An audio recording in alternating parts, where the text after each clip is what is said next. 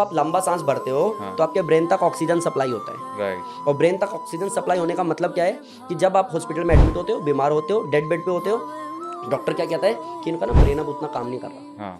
अब ब्रेन इनका डेड की तरफ जा रहा है। अब डेड की तरफ जा रहा है मतलब क्या कि ऑर्गन्स फेलियर के चांसेस है। मल्टीपल ऑर्गन फेलियर कभी भी हो सकता है। करेक्ट। अब जैसे ऐसे ऐसे ऐसे ब्रेन डेड की तरफ जाता है और धीरे धीरे डेड हो जाता है तो कहते हैं जी ब्रेन ने तो काम करना बंद कर दिया है। अब देखते हैं जरा कितनी देर चलते हैं, फिर आधे घंटे 1 घंटे में आपको बुला के साइन कराते हैं, कहते हैं जी पेशेंट की हालत बहुत क्रिटिकल है, और 2-3 घंटे बाद बोलते हैं जी सॉरी हम कुछ नहीं कर पाए। तो जब ब्रेन में ऑक्सीजन सप्लाई ना होने के कारण वो डेड हो जाता है, जिसकी वजह से ऑर्गन फेलियर हो जाते हैं। तो अगर ब्रेन तक ऑक्सीजन सप्लाई कर दिया तो ये जो मर रहे थे ऑर्गन्स वापस से एक्टिवेट भी तो होंगे। Very true. तो उस पर भी तो काम करना पड़ेगा। तो ये तो कंफर्ट जब ब्रेन तक गया ही नहीं, लंग्स आपके फैले शैलो नहीं, ब्रीदिंग है जो तो हम वैसे ही कर रहे हैं, जैसे हम नॉर्मल बात करते हैं। शैलो normally ब्रीदिंग चल रही है ना वो तो अपने आप। प्राण पूरे शरीर में फैले ही नहीं। डेफिनेटली जब आपने उसको विस्तृत रूप दिया ही नहीं Right. तो प्राण आयाम का अर्थ का अनर्थ तो आपने कर ही दिया ना, उस पर काम किया है। अच्छी बात।